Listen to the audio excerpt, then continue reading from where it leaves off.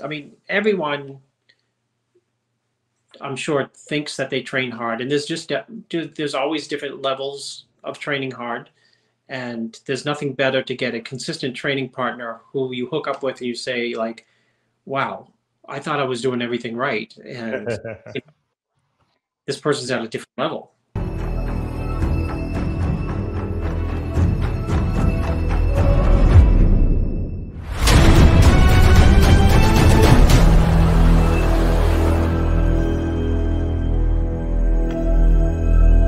I created Species Nutrition with one mission in mind: to provide bodybuilders and serious athletes with no-nonsense supplements that work. I put my name and reputation on every bottle of Species Nutrition products. If you want to be your absolute best, join the evolution.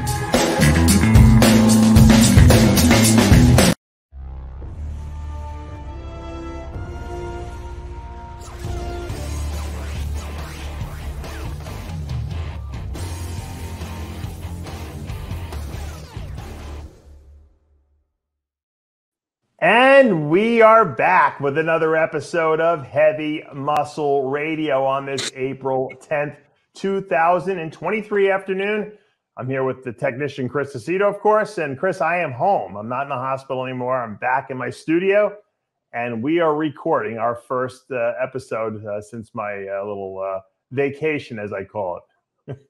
You should be able to take some type of, seeing April 15th is coming up, a tax deduction for working while in the hospital. Yeah, I don't know what I can in the hospital. Only Dave works in the hospital. I was bored. It's funny because the doctors would come in, and I was there longer than you should have. Like, usually they send you home after 5 to 7 days. I had to stay later because, and I've told we talked about this before. I had to get an extraction of something that was in there, of a lead that was in there because of my defibrillator, and they wanted to put a new one in. And so it was, they said, if you want to go home, you can go home. I'm like, I'm not going anywhere. I said, because I don't want to have like an arrhythmia or something like that and die or something like that, just in case. Like, well, you can stay if you want. We just figured you might be bored. I'm like, bored? I'm like, I love it. I said, it's like being on a bodybuilding contest prep. I get no one bothering me. Peace and quiet. No one's bothering me. I get served, 3 double meals a day, which is my 6 meals. I can work at my leisure. I can walk the halls, do my cardio because they wanted me to do that. And I can take naps when I want. So I was kind of like, it wasn't really that big of a deal. Obviously now if I didn't have anything wrong with me, it would have been a lot better. But obviously, I try to make the best of it. But you know what, Chris, I didn't overwork. I just did the basics, and I didn't get involved with every single TV show like I normally do. Tyler was doing Muscle in the Morning. So I definitely took a break. I reduced my workload by quite a bit. Just did the fun stuff. The normal stuff. Yeah, well, no, yeah, I do a lot more than what I just, I always do Heavy Muscle Radio with you, obviously, and I'll do a rant here and there, but I didn't do all the other grunt work. We do a lot of videos on RxMuscle. People don't realize we probably crank out, who knows, probably 14 to 15 videos at least a week. And so that's a lot of, that's a lot of content to put out. A lot of it I edit, and so it's labor intensive, and you got to stay on it, because what people don't realize, if you want to have a successful social media platform, whether it be Facebook, Instagram, TikTok, even though I hate TikTok, or YouTube, you have to put up regular content, because if you don't, people stop coming there. You know that. You have to it's like this. It's like brushing your teeth every day. If you don't do it every single day, your teeth are going to rot out. Well, same thing with social media. People expect regularity from what you're putting up, and they want to know that they can go to your channel and it's someplace they're going to see new content every single time they go there. Dave, if you don't put up regular content all the time, people will leave. I know restaurants that have closed down for 3 weeks, super successful places. Yeah. They just burnt out, and they said, what, we've been doing it for 12 years. We're busy all the time. Yeah. Everyone loves our place. When we reopen, everyone will come back, and the business never really gets back to, humming the way it was. People go to other places. Yep. And people are creatures of habit. So what they do is they find a place they're comfortable with. where they like, whether it be the food or the content we dish out or whatever we're serving. And they'll stay there because they kind of know us, they recognize us. They feel comfortable with it. It's like we're their friends and they want to hear what our opinions are on a regular basis. And so you can't cut them off like that, because then they're like, well, I got to get some information from somewhere, and then they might go someplace else. So same thing with the restaurant analogy. Yeah, very good analogy. It's you got to keep dishing out the content, and the good thing is that you and I like doing it. So it's not like it's not a labor or anything like that. It's just, sometimes we have scheduling problems. Sometimes, obviously, I have some people get their hearts, opened up and they got a surgery. Someone asked me, how do you feel?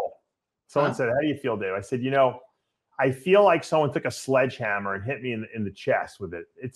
It doesn't hurt like when they first did it, but how like you walk around vulnerable after you injure yourself for a long time, sometimes for a long time, until one day you wake up and you feel good, Yeah.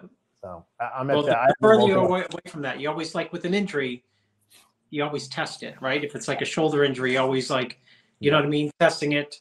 I wonder if it's better today. So I'm sure weeks and weeks, you'll be, checking your chest, see if you can still feel anything. And 8 weeks, before the sternum really reseals itself. The good thing is I only have a partial incision. They didn't go all the way. Like when they do an open heart surgery on someone to do like a bypass surgery on their coronary arteries, they have to open up the entire sternum and then they open it up. So I only have like half of mine opened up, which is good because the bottom part is held together. So it's not like if I do something stupid, it's just going to spread the whole thing apart, So I kind of have a little bit of leverage there. But at the same time, they don't want you doing anything stupid, because even though the incision actually healed and I have there's no, my skin is completely closed, underneath it, the bone takes, they say, up to 8 weeks to really knit itself properly. And so that's where I'm at this point. I feel pretty good. My blood pressure has been very low, which is kind of weird because I'm always on, I take blood pressure medication. I take an ACE inhibitor twice a day, usually for the last 25 years or so. And I got out of the hospital and they said, all right, you can start taking your blood pressure meds again. And I've been going like really, really low. Now, I don't know if that's because my stress level's still low or if something's working better now, or it's just the recovery from the surgery. So I got to stop.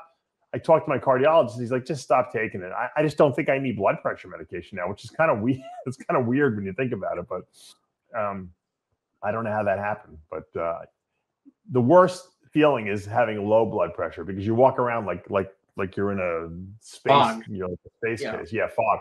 Now, if I do cardio, which raises my blood pressure, I feel a lot better. So the irony of the whole What if the kids come into the room and start screaming?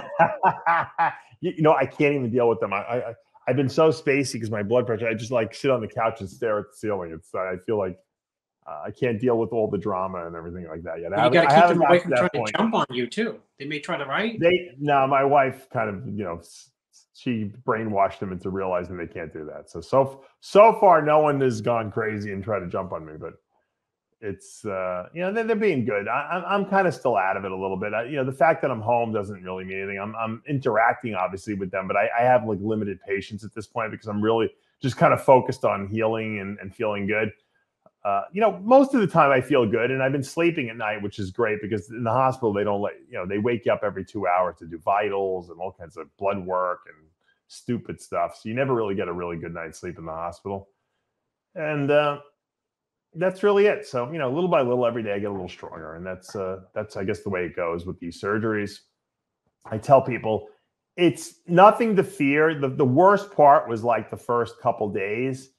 And it was just uncomfortable. It wasn't like I felt like I was dying. I just wasn't fun, After that, it was just like, I guess you could say like not working out for like a year and then having to start up again from scratch. Yeah. It's like, I'm like, how could one surgery make me feel like I'm 90 years old, when I'm doing, walking, and so it took a while for my lungs to re-expand and all the, get rid of all the water I was holding. And that was pretty much the worst part of it. So, at the end of the day, I guess it was a success. I'm glad I did it. It's done. It's over with. I got to just recover from it. A lot of people have sent me some really nice emails and texts, and I want to just thank them for that. and I'm not going to bore them with any more details. But I will say this. I know today's Easter, so happy Easter to everyone out there. And hopefully you're stuffing your faces. My kids are going to see Super Mario. I told you when you said they're going to the movies. I said, what are they going? I told you the movie they're going to see, right? It's the only movie, because I checked this morning. I said, maybe I'll take my kids, the younger ones, to the movies. Yeah. Do your kids behave? At the movies? Yeah. Oh, yeah. Big seats. They just, stare at they love it. Yeah. Do they need to have like 40 different like popcorns and sodas? No, but you know what's so funny, Dave, is I don't know how you were when you were a kid, but we rarely went to the movies because money was always a little bit short, right? So, and when we went, my mother would give us stuff. We could never ever buy anything. So when my two oldest kids, and my cousin my cousin decided to take me and my two oldest kids, who were like 3 and 4, 4 and 5, 3 and 4, the movies one day, and when they're really little. And in my mind, it never dawned on me to go to the snack bar because we never did. So he went to the snack bar, and he didn't have any kids. He must have bought every single candy bar. I'm like, what are you doing? He said, my mother never let me have these. Your kids are gonna enjoy all this stuff. So we got popcorn and he must have bought like 20 candy bars and drinks. Now, though, right? It's like $10 a candy bar there. Oh gosh, it's so expensive at the movies for a candy bar versus. My parents did the same thing that yours did. They used to take us to the candy store first. We went to the penny candy store. The penny candy store. There's no candy stores anymore. Yeah. We would pick out. It was they used to be they would sell birthday cards and then candy, right? Yeah. And stationery stores, I think they used to call them, or something like that. And we would pick out 2 candies each, my sister and I, and little ones. Whatever. We would get 2 things each, and then they would take us. There was this movie theater by my house that was if you went to the matinee, it was $1.50. It was really cheap. And my parents never went to the movies with us. They would drop us off with our friends. We'd all go, and then they'd pick us up when the movie was over. They assumed we stayed in the theater and watched the movie, which we did because we were good kids. But that's it. And we went to a lot of movies as kids, but we would always go to those really cheap matinee ones in the middle of the day when no one was there. So. And that's it. So the kids are going. I couldn't go because it's too long of it. I thought I was going to ruin it for them if I started feeling bad or I started getting uncomfortable. So I said, you guys go to the movies. I'll see you later, and we'll get some dinner or something like that. So I told you to. You misunderstood my text. I said let them sit there at the end of the movie and just not leave, and then watch the movie all over again. That way you can keep them out of the house for Believe me, if my wife wasn't there, I'm sure she would do it. But I think she's the one who's going to go crazy if she has to sit through the movie. Tell her you can lie to her and tell her Chris drops his 3 and 9-year-old off at the movie, lets them go, and he picks them up. He doesn't go there with them. Just like you know what the difference was? My kids wouldn't stay in the movie theater. Like when I was a kid, I'd be petrified to leave the movie theater. I wouldn't even want to go to the bathroom. My kids would be all over the place, and the movie theater would have to call my wife and come get them. They'd kick you out, Dave. They'd say next time. They'd say, "Sorry, we put them on the list of kids that we don't want here at the movies with no supervision." That's right. 100%. All right, let's talk some bodybuilding. There was a bunch of guest postings this past weekend. We don't have any shows around the corner yet. New York Pro, I guess, would be the next thing coming up. But everyone's out there, doing their thing, guest posing. There's a lot of freaks out there. I know I got a couple of videos I saw over the weekend. One of the people that really impressed me, I want to get your opinion on him. We're so high up on Samson Dowda now that he won the Arnold. But I think another guy who's really dangerous, and if he would have done the Arnold, maybe he would have been in that same light, cast in that same light as Samson. Is this Quinton Aria guy? Have you seen some of his stuff? It's phenomenal. This he was in the Texas Pro and he was in the Tampa Pro. He was phenomenal. Just and I forget what he did last year. I mean, he's like a natural classic guy, Chris, when he first started. And then I remember him telling me he was going to do the Open, and I said, "You're going to be super dangerous." I said, and it's been a couple of years now. He's packed on a ridiculous amount of size. I mean, his structure is unbelievable. I mean, how far do you think this guy can go? Can he go all the way? He can win a show this year for sure. Well, I mean, he's one. Yeah. I mean, he's been close to winning shows, Yeah. and he's been really competitive this past year in a couple shows that had super deep lineups. I mean, it's like super deep top six, you know. Yeah. And you know, when you have the shape and you have the flow, which he has, it's just a matter of, you know, putting on size from there. And he's got height. I think he's wider than Samson Dowda. What do you think? He is Like just standing there, relaxed, you know. yeah, he might be wider. You're right. He might be wider. I'm trying to contrast the physiques in my mind. I think they're very similar. You know, they both have really good quads, great, Yeah. you know, great pecs, big front lat spreads, big front doubles. They both, I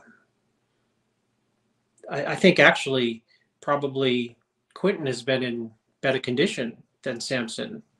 Yeah. He's been nearly as big, but you know, when he's done these shows, his condition has been superb. Exactly. Yeah.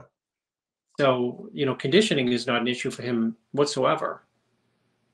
I mean, he has a classic physique, but he's monstrously big. I mean, he really does. And I hate when people make, you know, we always say Ronnie Coleman-ish, but he has made Ronnie Coleman-ish muscle improvements, you know, and gains over the last 3-4 years, or even if you want to say Kai Greenish, you know, muscular gains. Just he's put on a phenomenal amount of good quality muscle, and his waist is still small, and every showy body part has just gotten better and better. And I think that's a dangerous look there. Well, it's another unknown in an important lineup of, you know, we talked to the Arnold about Samson's height, and we talked about Andrew Jack's height, and now you have his height. Yeah. You know, with all three of those guys have superior to most people V tapers, and superior looking, you know, just in terms of what looks right. You know, he's put together right. Samson's put together right. Andrew's put together right. Quentin's put together right. It's not to say that other people are put together wrong, but there's definitely, you know, something about their physiques that draws your eye. It just, quote, looks better than a lot of other physiques that may have more muscle on the stage. Yeah. It just seems like we've gone into like this era of like the structures have just really gotten really good. And I think there was a little lag period there until these guys put on enough size to fill out those frames, Samson included. You know, Andrew Jack, you know, is in that category, Quentin. But we have a lot of big, tall guys with broad, wide shoulders, small waistlines, and they're going to be hard to beat because, you know, structure with muscle is very difficult to take out, even from a guy like a Nick Walker who's got, you know, oodles of muscle and crazy conditioning. He's going to have, you know, this is not a good thing for him. What would have been better is to get more Rammies in the lineup that he could have competed against, because he can beat guys like that. He has trouble with these shape guys because they're just structurally, they're just so much better than him. And now if they're adding the mass they need to fill their frames out, and they're not looking small next to him, how does a Nick Walker beat a guy like that, you know? Yeah, well, that's why I said it's another unknown. That's why I compared it or used it as an example, the Arnold, you know, where you had for the first time two of the tallest bodybuilders in the top three. And those, you know, the guy who got first and third have, you know, very distinct physiques versus the guy who got second, Nick, and fourth, Ramy. You know, it's truly people throw that nonsense around all the time, apples versus oranges. But that is, you know, the example of what's coming down the pike, apples versus oranges in terms of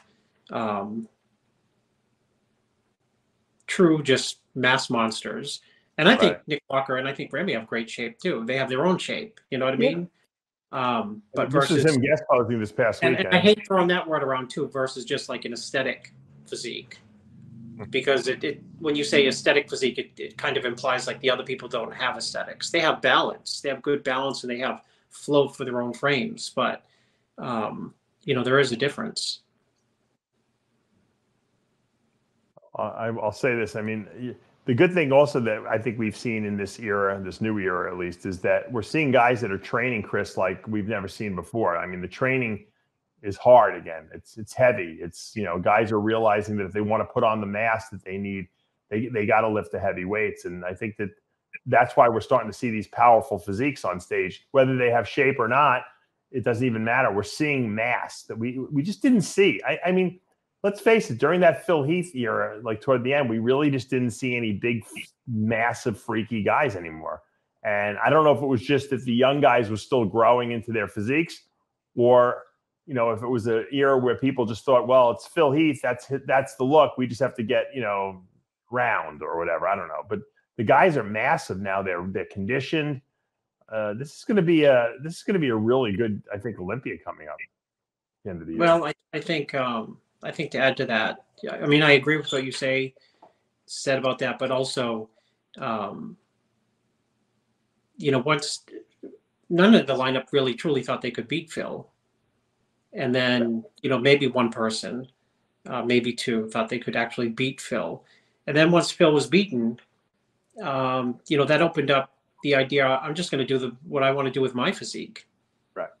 And it also opened up the, you know, going forward, you know, you have Ramy winning, then Ramy losing, and then, you know, Nick not winning the Arnold this year. It motivates other people to think that, you know, why not me? Right. But I mean, you generally have to have that attitude, why not me anyways? And I'm sure a lot of people do have that.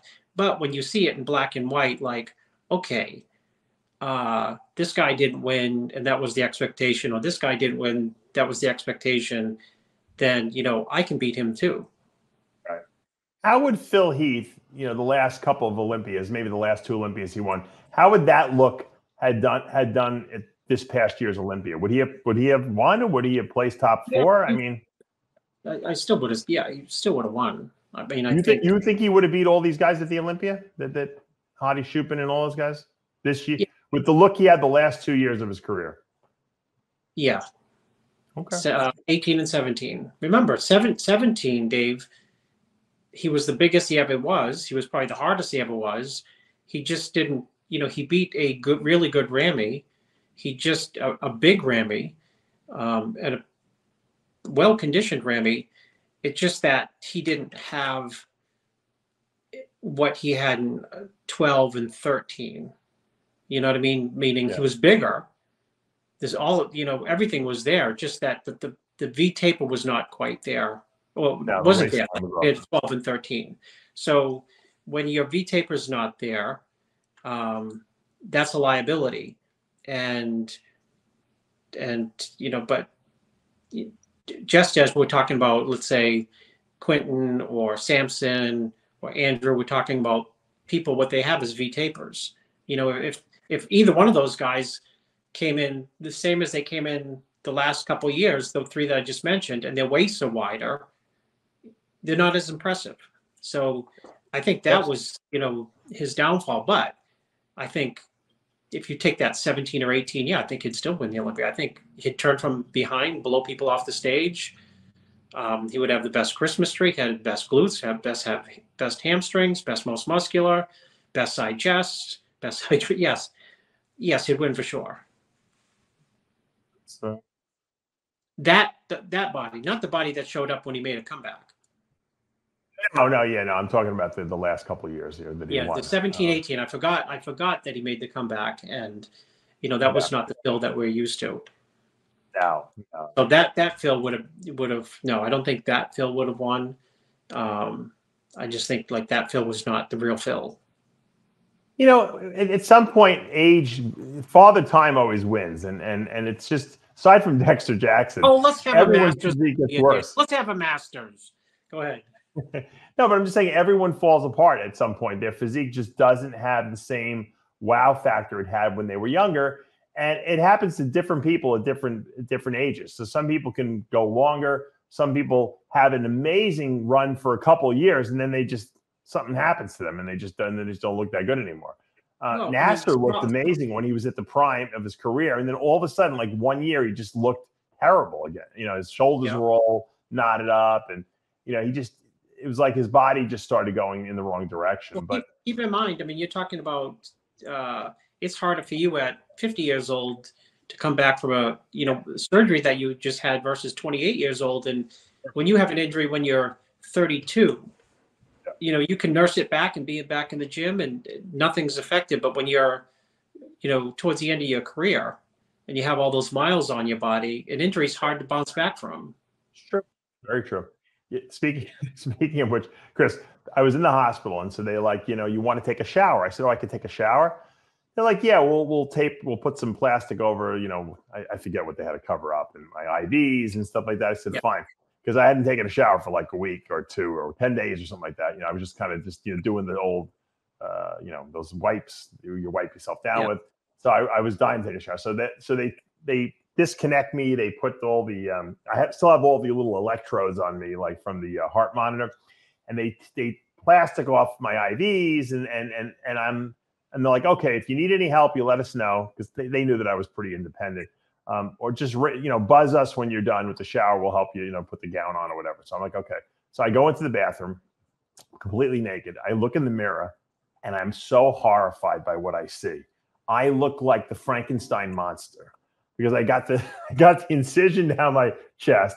I got electrodes all over me with the little clips for the heart monitor. The heart monitor is around my neck in a little plastic bag so that it doesn't get wet.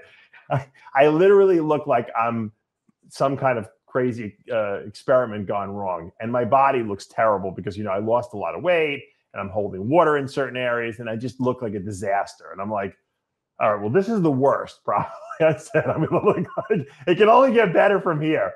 But it was very disheartening, because I take care of myself. I'm always in good shape, and not that I look like I can get on the Olympia stage, but I got a decent physique usually. But man, was I beat up from that surgery. And it's a lot of people get very depressed when they see stuff like that. You have to just always see, okay, it's going to get better from here. It's going to get better from here. It's going to get better here from here. You're at your low point. It can only get better. Yeah, but it was so horrifying to look at. I actually was laughing at myself, because I'm like, oh my God, do I look terrible? Yeah. I hadn't really seen myself, because I hadn't really taken the gown off and gone into the bathroom, because I hadn't taken a shower. So I really was catching, my face. My face looked all right. My arms, I noticed it got a little smaller. Probably lost like 15 pounds, in the hospital. But I couldn't see it until I took off the hospital gown, and I was about to get into the shower, and I'm just like, oh my God. I was like, what happened? But that's the story of your life. That's what you have to always be training, so that for the next surgery you're in good shape for it. I had just recently gained 15 pounds too. Remember when I went through my my ankle fusion, I gained 15 pounds. I went on some HRT. I was taking 60 milligrams of testosterone a week, and I gained back 15 pounds. Thank God I did that, because if I hadn't done that, I probably would have walked out of the hospital at 170. Yeah. So it definitely was a smart move on my part to do that. But look, it's okay to go backwards a little bit, as long as you're going to go forward again. And me, I'm not going to just lay on the couch and say, oh, I give up. Who cares? Why even work out anymore? That's not going to happen. So. Well, Tom Platz always used to say about people getting out. He always used to say you have to get out of shape to get into your best shape. He's right. And right. He said he's done it both ways. I remember that was 87. He said he's tried to stay in shape all year round, and thinking that, this is going to be my best. And because he was in shape all year round, it didn't work. And then the periods, he'd take a break, let his body shrink or whatever taking a break to him meant. And then he'd come back better than ever. Yeah. So there's hope for you, Dave. What do you think of this whole WWE being taken over by Endeavor Sports, which owns UFC? Made Vince McMahon a bigger billionaire than he already is. Yeah, I think he's it's crazy, right? A great move on his part. Yeah, unbelievable. I think I don't know. I think he still retained a certain amount of ownership of all those of the business. I don't think they outright. Yeah, I didn't see how it was structured, but I think he's still involved financially. Endeavor will hold. Not only did he get the money. Well, You know? Endeavor is going to hold 51% of the controlling interest in the new company, while WWE shareholders will have 49% stake, and he's the #1 shareholder. Yeah. So he still owns part of the, it's a public traded company, so he's going to still own probably majority shares of the shares that are available to the public, and then Endeavor will have 51%. So he won't have say anymore in what goes on, but he'll certainly be benefiting financially from what's going on. He could teach a master's course in business at Harvard. Oh, absolutely. I mean, absolutely. What did you do? I inherited a wrestling federation and built it into a global empire. He didn't inherit it. His father sold it to him. A lot of people don't realize. Right, you were right, Dave. That's his right. His dad was a real hard ass. Like he didn't just give it to him. He sold it to Vince. Vince had to make payments and stuff like that to him. I'm going to start selling breakfast, lunch, and dinner to my kids. He did sell it. You're right, Dave. Yeah, yeah. And then Vince took the organization and consolidated it, because it was like wrestling at the time was like very fragmented all over the country. There was like the Eastern and there was the like Southern.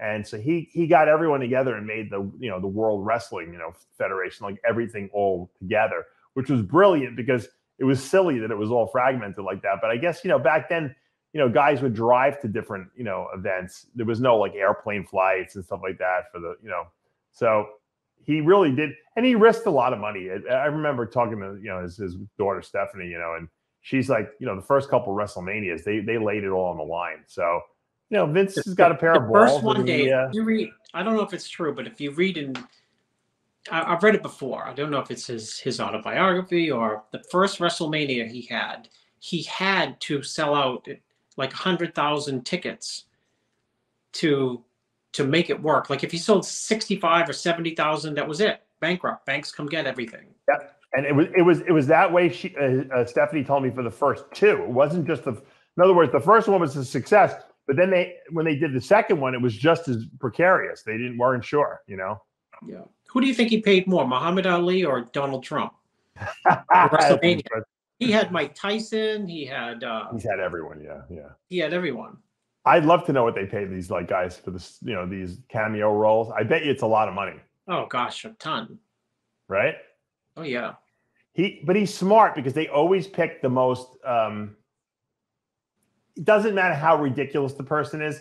Like they had Snooki one year from the Jersey Shore in WrestleMania. So they'll pick whoever the most hot topic of the day is, whether they're athletes or they're not athletes, because they know that kids watch it and parents watch it. And so Vince is to picking the person to come on WrestleMania. Yeah. As Blackman is to picking the headline for the cover of the magazines. Yeah. The Vince has got a lot more money. The only person who hasn't probably been at WrestleMania that probably, is a superstar would be Kim Kardashian. I don't think she was ever on WrestleMania, was she? Was she ever? No, but she did teach a course in business at Harvard, or she went for the day. She got a lot of flack for it. Yeah. Well, she's trying to be a lawyer. I think she's trying to pass the bar exam now or something like that. Yeah. She went to law school. So, look, I always say, if you can make $1 billion, you must know something. You know what I mean? As ridiculous as what you're selling might be, because let's face it, $1 million is luck. Okay, $1 billion is a really good business plan. So with the right people advising you. Well, you're really brilliant if you can just marry into the $1 billion. Then you're just right. But these girls all built their own fortune. I mean, I know the mother, Kris Kardashian, was the one who really was, orchestrating everything. Oh, I thought you were talking about billionaires in general. But every single daughter is the Jenner girls are wealthier than Kim. Yeah. They have more money than Kim. It's crazy. I saw Joe Rogan did a little clip on Facebook or something like that, and he's like, I have fuck you money. He's like, do you know what that is? And I don't know whoever he was talking to. He's like, fuck you money means you have so much money you can't possibly spend it all. And he said, so I feel obligated to buy shit with the fuck you money because, otherwise I'm wasting the fuck you money, right? So, people say, why do you have all these sports cars you're really into them? He goes, yeah, it doesn't really matter. But when I was a kid, we would always fantasize and say, well, if I had it, fuck you money, I would buy, 5 sports cars, my favorite 5 sports cars, even if I don't drive them, just to say I have them, because, otherwise you're wasting the fuck you money status you have. And I thought it was kind of brilliant in a sense. What he said was he's making so much money that he can't possibly spend it all. And so he might as well have nice things, because there's no reason to not have nice things, because then there's no reason to have all that money. Whereas Warren Buffett is the opposite. Warren Buffett will spend none of the money he makes, and it's just the idea of making the money to him is exciting, right? Yeah, I guess so. Even though he said he's in that group that they plan to give away all their wealth before they die. So the Bill Gates, which sounds wonderful, but I mean, what are you going to put a U-Haul truck behind you first? Right. You know what I mean? I mean, the point is, it does sound wonderful, and it is wonderful. Give away all your money. You can't take it anyway. So what is the point? Of course, you have to either spend it or give it away. I think that whole giving it away with these guys that are billionaires is that there must be some incentive to do it, because they're saving, because otherwise you got to pay taxes on it or inheritance tax. I think it's washing the money somehow. That their relatives are never going to suffer. Like Bill Gates says, I'm going to give away most of my money. My kids are not going to inherit it. Oh, I'm sure his kids will never have a want for anything ever in their entire life, Yeah. Well, people still have wants even. Well, I guess I take that back. If you Bill Gates's daughter, you probably don't have any wants. You're right, Dave. No. Because they have more than fuck you money. They have like ridiculous money. And, I guess after a while, when you've had a lot of money for a long period of time like that, with that much money, it probably doesn't even mean anything anymore. It's just you're used to it, It's like the old money, what they used to call old money versus new money. People with new money, run around like lunatics bragging about how much money they have. Old money people don't even talk about it, because it's just, they've always had it, Yeah, well, there's some old money that's so old that people don't even know where they got it from in the first place. You're right. It passed on and on. They're like, we don't really know where it came from originally, but my grandfather did this, but they don't really know its origins. It's funny that the some of the richest people in the world are the royal family of the UK. There, the British royalty. Yeah, they're the most. I think they might be the wealthiest people in the world, and everyone's like, well, where do they get all their money from? They don't even rule the country anymore. But they made so much money and conquered so many lands for hundreds and hundreds of years that they have enough money to last them the rest of their life. So. Yeah. Well, at the end of the day, they get their own dysfunctions like every other family. Yeah. Every family has dysfunctions. You just, you don't hear about it as much with the, people who are wealthy, because they try to hide it, most of the time. Although with social media nowadays, you can't even the royal family can't hide all their problems with the sons and the grandsons and the Can you imagine the non-disclosure agreements that must be signed if you're going to work in the palace? I know. Tell me about it. It's probably scary. I'm sure probably the people who work there, when they leave, they're probably afraid to say anything, because they're probably afraid that they're going to get killed or something like that. So getting back to bodybuilding, where do you think this, if you had if you were a Swami, like the old, like Lonnie Teeper, where would you predict this season going? What do you see? What trends do you think we're going to see over the next, 3-4 months? I think this is going to be the year of surprises. I think people are going to win shows who people didn't expect to win shows, and I don't even know who those people are. You're going to have the typical people who do win shows qualifying for the Olympia, but I just think that this Olympia is, look how far out we are. We're so far out, and people, self-included, are anticipating it, because anything can happen. We've never had an Olympia where, I know you asked me about the season, but the best part of the season is the actual Olympia, and we've never had an Olympia where so many people can be first, second, or third. Yeah, but we only have about 8 months, Chris. It's not that long, and 4 months will go like the blink of an eye, and then all of a sudden people will start their contest prep. So it is, we are into the heart of the season now, and we're going to start seeing the New York Pro and Pittsburgh, and we're going to see the pre-production, which is the Pittsburgh show. Yeah. You know, Yeah. The guest posing should be good there. people are going to, I think in the past, people guest pose there and they guest pose there. Will Ronnie call? I mean, will the Ramy show up for Pittsburgh? I don't know, but now after last year, which was that was Derek Lunsford's big splash into here I am an open bodybuilder, and some people, not all, were skeptical of how he'll do at the Olympia. The fact that he made such a big splash at that show and came into the Olympia and got second, I can guarantee you that people are prepping for that show to gain an edge, whatever that means, to gain respect, to gain the eye of people who may be judging, to gain the eye of the fans. People are going to be at that show trying to, make a big impression. Ramy show up? I'm asking your opinion. You're usually pretty good, at What's predicting these things. Will Ramy show up this year at the Pittsburgh, or will he even be invited to the Pittsburgh this year? No, I don't think he's going to the Pittsburgh. No, you don't think? I haven't seen the poster, but I don't recall seeing him on the poster. Well, he didn't show up last year. Maybe they didn't put him on that for that reason. But it would probably behoove him to contact Jim Mannion and say, "Hey, sorry about last year. I would love to come this year and show up and and pose for you." Well, then you just trapped into the idea that he didn't win the Olympia because he missed a guest posing. No, it's just the right thing to do. I mean, if every major guy he made the mea culpa last year after the show. I mean, how many times do you want him to come on? No, but I'm saying is every guy who wants to vie for the Olympia always shows up at that guest post in the top people. It's just something that you do, right? It's like like you said, it's a preview. It's like getting people excited about the Olympia.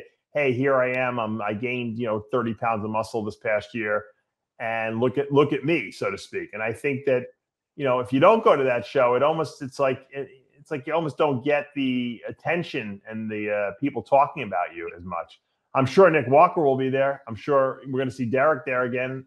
I don't know if Hottie will be able to get a passport to get over there, but aside from him, I think we'll see probably Samson. I'm sure we'll see. I don't know if Andrew Jack is planning to go there or not. You would know better than me, but I would venture to guess that the top 6 or 7 guys should show up there. Well, maybe Dave will take a look at that prejudging, that pre-prejudging, and then from there, you and I know a good money-making thing we can do this year. We can start a betting pool on the Olympia. We got to find a bookie. We must know some bookie friends of ours, right? Oh God, and yeah, I'm sure we know. Yeah. We know someone who's probably who takes bets. We should do a betting pool, or we should do RxMuscle should give an award out, some type of, maybe you can give $1,000 worth of species supplements to the person who gets 1 through 10 right. I would be. Then once they get 1 through 10 right, we can invite them on this show and we can bow down to the person and say, you know what, you have the best eye in bodybuilding. No, you're a psychic because that's a tough one. Yeah. Bodybuilding predictions are really tough because you never know who's going to come in out of shape. It's not really, you're not really handicapping it based on their talent. You're handicapping it based on who you think is going to show up and who do you think is going to screw up. And that's really what you're handicapping. I saw a video online that Ronnie Coleman was training Derek Lunsford there. Did you see that one? No, I didn't see that. Let me pull it up. Hold on.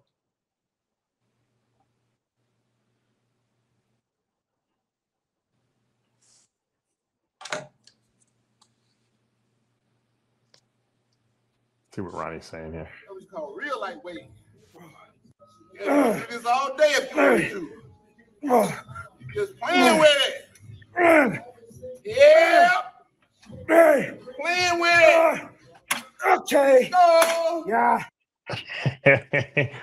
Ronnie should make recordings of motivational training stuff. You can just play in your headset when you're at the gym.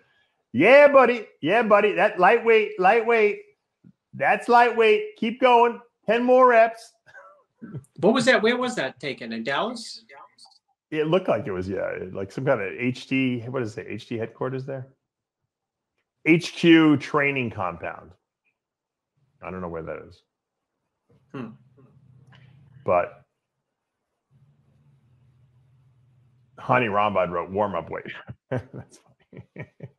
Hey, you know, Ronnie is a very motivating guy. And you know what I love about Ronnie? Ronnie still loves bodybuilding. This guy loves going to the gym, even though he's got his, back issues and handicaps that he's got at this point. He doesn't use it as an excuse not to go to the gym. And you know what? I find that very motivating. I'm very similar to him in a sense. I don't make excuses for if I have injuries or I need surgeries. I find a way to get to the gym and recover. Ronnie's the same way because Ronnie knows, first of all, he loves bodybuilding. He loves working out. But he also knows that if he doesn't work out, he's going to feel worse, not just physically, but psychologically. So for him to be in the gym, it's in a good mental place. Because a lot of guys, with all his ailments that he has in terms of physical problems, you could get very depressed. You could, they could start doing, pain meds and wind up in a really bad place. But Ronnie is not there because Ronnie uses the gym as his therapy. And I think that that's a really important thing to look at. Ronnie's a great role model. If you look at his whole career, he always worked as a police officer. He delivered pizzas. He was never too good to do any job. He felt that he would do whatever it takes to get the job done.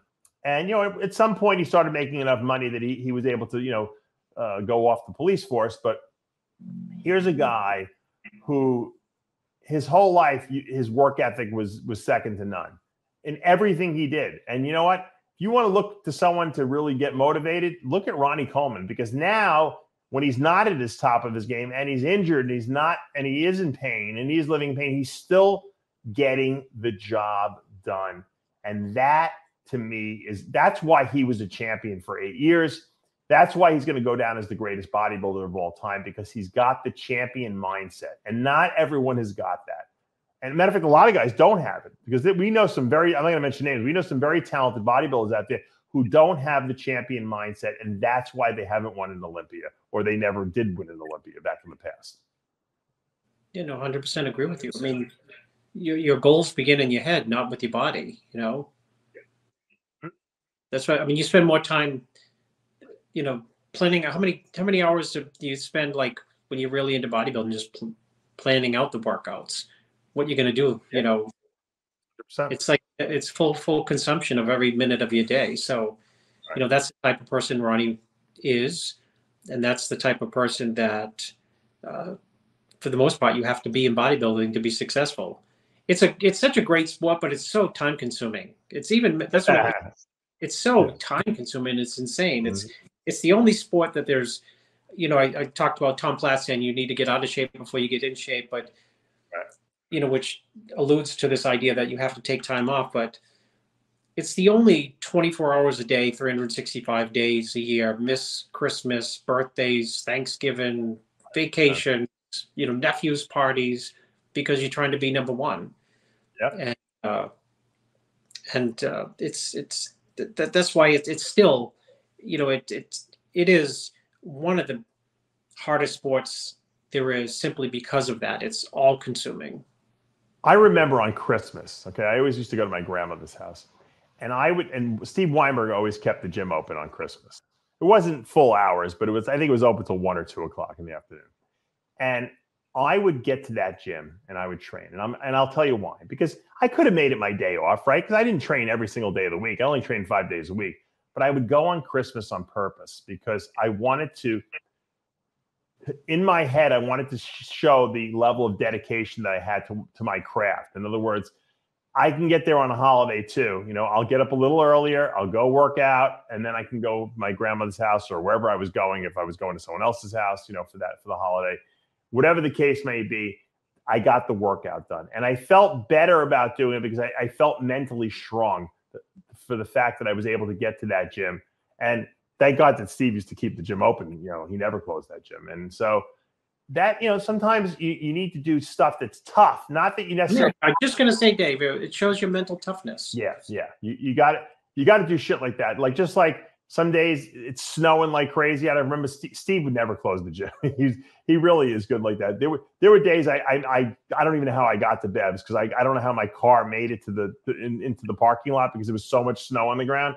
But I got in there, and there was, you know what? There was a gym full of people working out, and the same level of dedication. And these were guys that weren't like competitive guys who were competing for like titles and everything like that. They were just guys who loved working out, and they found a way to get to the gym. And you know what?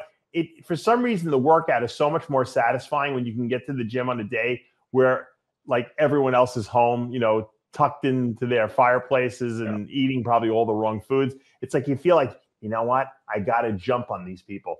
I'm ahead of them now because I'm doing something that they're not doing today, you know? And you got to get mentally tough. If you want to be the best bodybuilder in the, you know, that you could potentially be, you got to be tough. I see videos, you know, I have a lot of guys send me videos now of them training because I want to see if they're not making the progress I think they should be making. I want to see how they're training. And some guys train really great, and other guys just have no intensity in the gym. They're kind of going through the motions. They're not lifting enough weight, you know, because they don't have a training partner. If you don't have a training partner in the gym with you, you're out of your mind. There's no way you're going to get under a bench press with a weight that you can't lift without a training partner there, because you'd be nuts. You can die. So you got to go. If you're lifting at an elite level, you have to go to the gym. You have to have a training partner, someone you can trust, who's going to spot you on the bench, who's going to spot you on the squat, you know, who can make sure that you don't kill yourself, you know, when you're in these positions where the weight is over your head or you're in a dangerous situation. So I don't even know how people can train alone at that elite level, because there's no way you'll push yourself enough. There's something to be said for a killer training partner.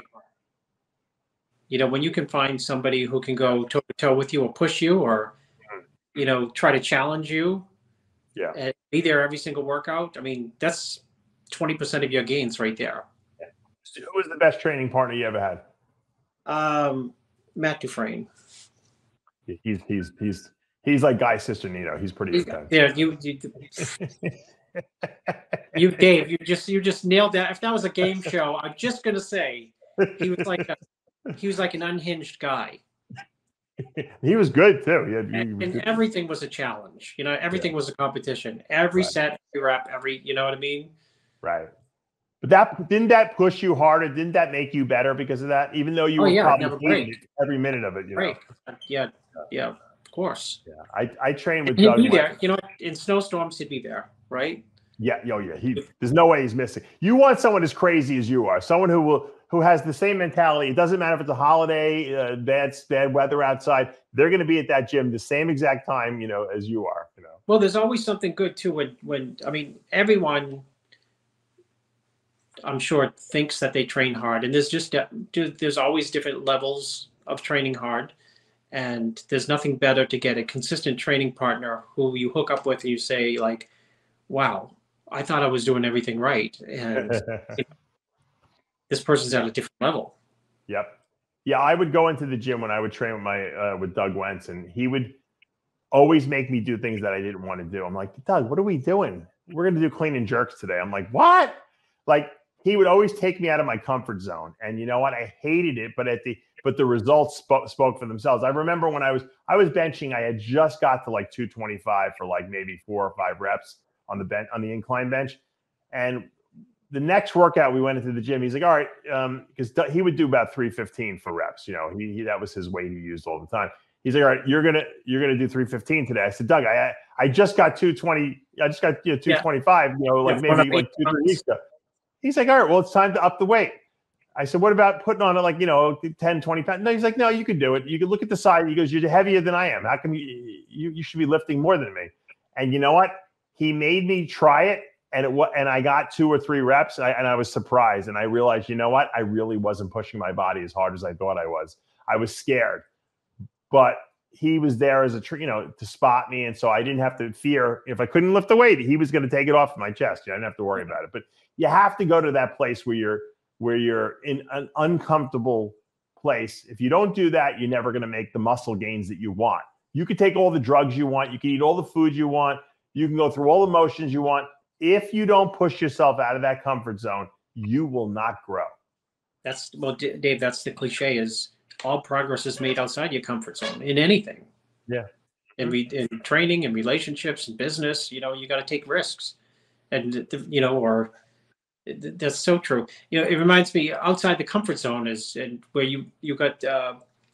I told you that story about my son training doing deadlifts with Jose at the Arnold's. Yeah.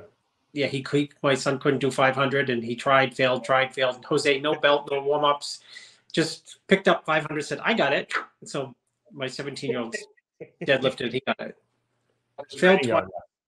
You couldn't believe Jose is in like no training, just boop, off the ground 500. I think Jose reminded him about bros versus pros having beaten everyone easily. Yeah, a week out from his competition too. Do you have that stuff on tape, Dave? Still? Oh yeah, absolutely. Yeah, Jose did 30 reps, I think, with 405 on the squat at a week out from his competition, and he had trained in the morning prior to us doing the Bros versus Pros competition. For those of you who know what we're talking about, I used to hold these events called Bros versus Pros. So we would get an IFBB pro, and we would get regular gym guys, and we would get like $2,000, $3,000, $4,000 for first place. And we would pick heavy weights that you'd have to do as many reps as you could. So we had gotten Jose as our pro for this one event, and we were doing squats with 405 for the men, which is a lot of weight. There were guys who couldn't even do one, and I don't even know why they were there, but there was a lot of like top guys in the lineup: Marco Rivera, Juan Morel, Akeem Williams. I mean, this is before they were big names, and they all went, and they all, there was a lot of like, guys that did a lot of reps and everything like that. I think the top rep guy was like 26 reps, which is a lot with 405, and we're talking we made him do full range repetitions. Yeah. And then Jose, the pro, always got to go last because you had to give them a little bit of an advantage. And I didn't think Jose was going to be able to, I thought Jose would knock out 20 and then, that would be the end of the day because I knew he had the show the week after that. And I knew he had trained early in the morning, and I thought he was just doing it to kind of be nice. And he'd been dying, for God's sakes. Yeah, Guy was in it too, right? So I thought Jose was just doing it because he wanted to like help me out, be the pro. Jose gets under that bar and does 30 fucking reps, like it was like a walk at the park. I'm like, holy shit! What do you say? What do you want? I'll take the 4,000 and 10s, 20s, 10s, and 5s. I'll take it in vodka, beer, and no, just kidding. No, he was great, and he's Jose's personality is so good. Everyone loved him. It was a great event. We used to do them all the time in New York, and we traveled around and we actually did one Bros versus Pros in China, in Macau, China. Believe it or not, they flew my whole crew in there. We did a Bros versus Pros with them in the gym there. We visited Hong Kong. It was a great trip, and they paid for everything. It was one of the most memorable events that I'd ever done. I had a really, really good time there. And, so the fact that we were able to influence, another whole part of the world, and they wanted us to come there and do that event was probably the pinnacle of the Bros versus Pros events. Yeah, I attended a couple of those. They were like well attended, like at the gym. Yeah. You went. I think you went to the one in Arizona, didn't you? Yeah, Phoenix. Yeah. Phoenix. Yeah. I forget the one. It was crazy. We would combine the events too. Like the night before, we would do an eating event. We would find like one of these restaurants that will, if you eat like a 14-pound pizza and like, in 2 hours, you get it for free type of thing. We would do eating events like who could eat the most. And we would film that the night before. And then the Bros versus Pros would be the day after. Usually we would do some kind of like other like goofy event. And, we made a whole weekend of it. It was really good. We got sponsors for it. It was a lot of fun. I think we did 21 of those Bros versus Pros all told. And it all started in Weinberger's gym. Romano and I had come up with the idea, and it was tremendously popular. I remember Larry Wheels was in one before anyone even knew who Larry Wheels was. I don't think his name was even Larry Wheels at the time. We had a lot of top guy. Derek Poundstone, the world's strongest man, was competing against us. He had a tough time with this one guy, Mark Lurch, who was a bro from he was like a iron worker or something like that from Pennsylvania. And he would come in and he would win the deadlift one all the time. And Poundstone, I got him as our pro once. He was the world's strongest man.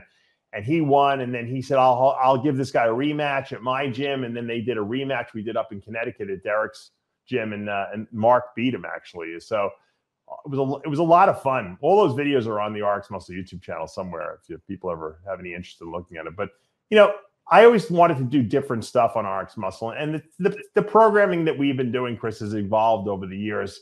Of according to my lifestyle, your lifestyle. And, now I have kids. I can't travel every single weekend anymore, but we're always trying to give unique perspectives on the industry and our takes on it. We're trying to get interesting guests on the show to talk about, what their opinions are. And so, I'm always open to evolving and changing as the times go. Social media wasn't such a big thing back, when we did Bros versus Bros as it is now. So, and no one had a YouTube channel really back then. So everything just changes over the years. And so a lot of people said, would you ever do another Bros versus Pro again? I might, but I don't like to go backwards. I always like to go forward and try to come up with some new great idea. Well, you're working outside your comfort zone. I guess now at home you're in your comfort zone. So that was a one. Yeah, I've been in the comfort zone for 2 weeks. Yeah, probably in the next 2 weeks I'll come out of my comfort zone again and start doing some good stuff. But I have to get my energy. Once my energy levels are at peak, then I can go. All people want to do is see you at the Olympia doing the live wrap up.